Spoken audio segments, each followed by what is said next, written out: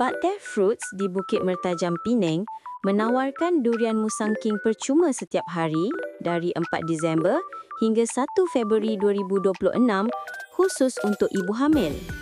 Pemberian terhad 10 hingga 30 biji sehari bermula jam 3 petang dengan syarat ibu hamil perlu datang sendiri dan setiap seorang hanya boleh menebus sebiji durian.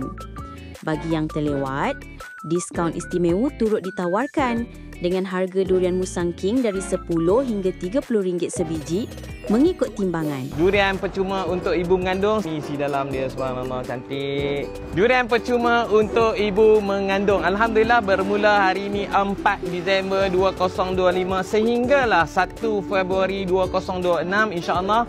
Doa-doakanlah semoga hari-hari Allah akan bagi rezeki. Hari ini hari pertama kita mulakan untuk pemberian durian percuma untuk ibu mengandung. Setiap satu orang dapat satu biji.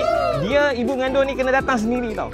Macam ni. Dapat ni macam hari ni ada rezeki dapatlah Musang King sebiji. Jadi kepada kakak yang teringin nak makan durian Musang King, tengok isi dalam dia macam mana, masya-Allah. Macam ni isi dalam dia, subhanallah, cantik.